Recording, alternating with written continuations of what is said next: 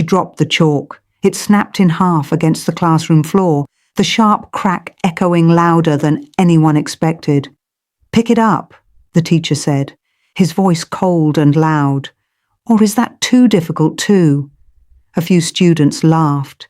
She didn't move. "Class," he continued, turning away from her as if she didn't matter. "This is exactly what happens when someone refuses to use their brain." More laughter spread across the room. "Sir," a boy in the back added, barely holding his grin. "Maybe she doesn't have one." The class burst out laughing. The teacher smiled. That would explain a lot, wouldn't it? Still, she said nothing. She bent down slowly, picked up the broken chalk, placed both pieces carefully on the table and walked back to her seat. No anger, no tears, no reaction, just silence. And that silence had become her identity. Every day, it was the same. "Stand up." She stood. "What's the answer?" Silence. "You don't know." Silence. "Of course you don't know." Laughter. Her name was Amara, but no one called her that anymore. To them she was just the dumb girl. "Why are you even here?" the teacher asked one afternoon, his voice louder than usual. "You're wasting space," a girl whispered loudly. Maybe she likes embarrassment. Or maybe she just doesn't understand anything. Another added. The teacher nodded. "That's likely. Very likely." He stepped closer to her desk. "Tell me something, Amara," he said, leaning slightly forward. "Do you even study?" She looked at him for a brief second, then looked down again. "That's what I thought," he said, straightening up. "Class. Some people are simply not meant for academics, and unfortunately, we have a perfect example sitting right here." The room filled with laughter again, but something shifted that day. It was small, almost invisible, but it was there, because that night, she didn't sleep. A dim bulb lit up the small room she shared with her younger brother. Books were spread across the floor, pages filled with notes, formulas, corrections, again and again. Her brother stirred. "Amara, you're still awake?" She didn't answer immediately. "I have to understand this," she finally said. "You've been reading since evening." "I know. Why?" She paused, then said quietly, "Because I'm tired." "Tired of what?" She looked at the page in front of her. "Tired of being who they think I am." The boy sat up slowly. "They laugh at you," he said. "I know." "You don't say anything?" "I know." "Why?"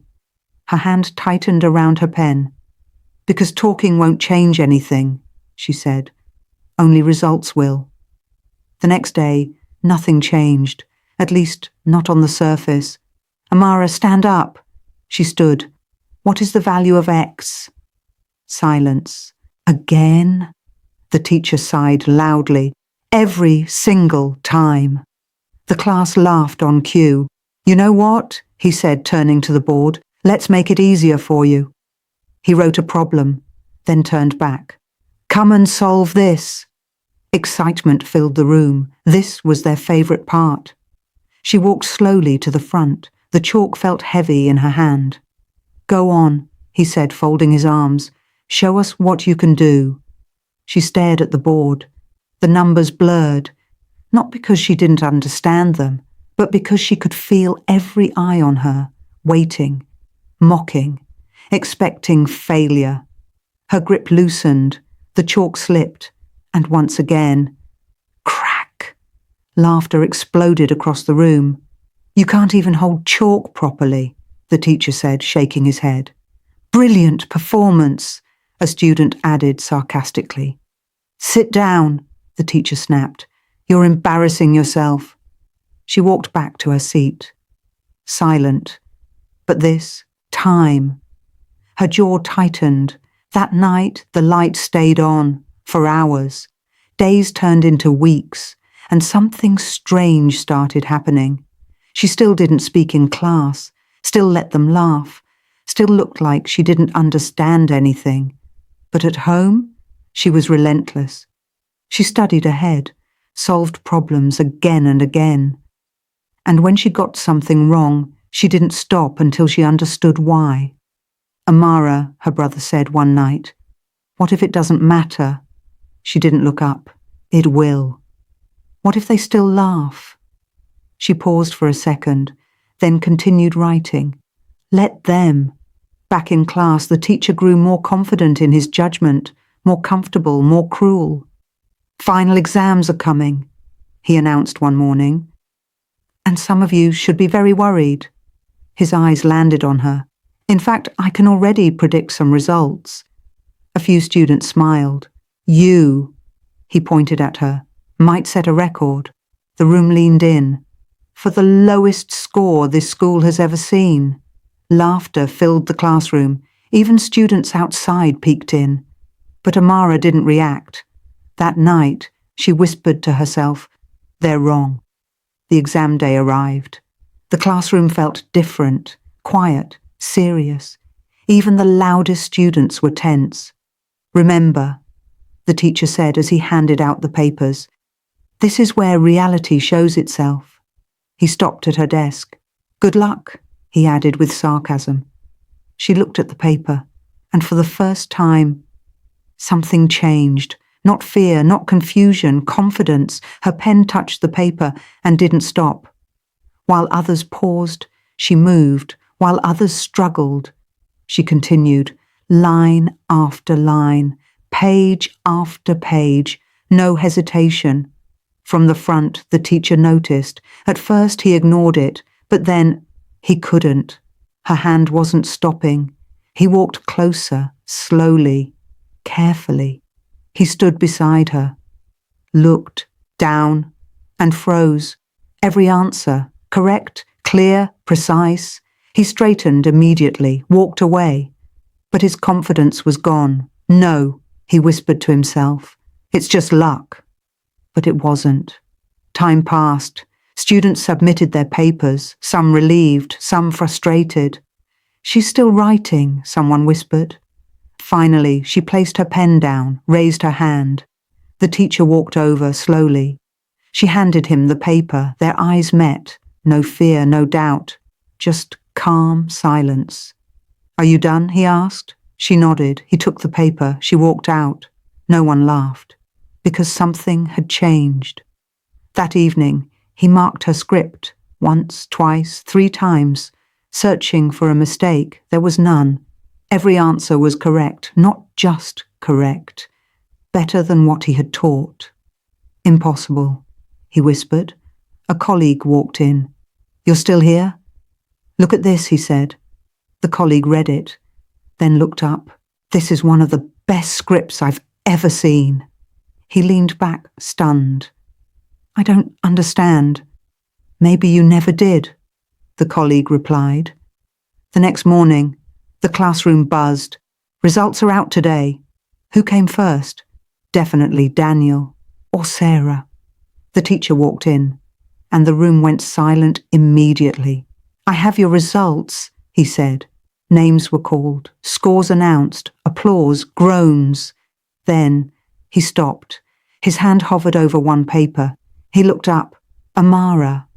The room shifted. Students smiled, expecting the usual humiliation. "Here it comes," someone whispered. She stood, calm, still. "Your score." He paused. The class leaned in. Amara scored 100. Silence, then, "What? That's not possible. She cheated. Check again." The room erupted. "I have checked it," the teacher said firmly. "Every answer is correct." "She cheated," someone shouted again. He turned to her. "Did you receive help?" She shook her head. "No." "Then explain," a student demanded. She stayed silent. "Enough," the teacher snapped. Silence fell. "Amara," he said, "solve a question." Excitement returned. Now they would know. He wrote the hardest problem on the board. "Go ahead." She stepped forward, picked up the chalk, steady, calm, and began. Line after line, step after step, no hesitation. The room went silent, because this wasn't luck, this was mastery. She's right. That method, how does she know that? She finished. Placed the chalk down, stepped back, done. A student clapped, then another, then the whole class. The teacher stepped forward. It's correct.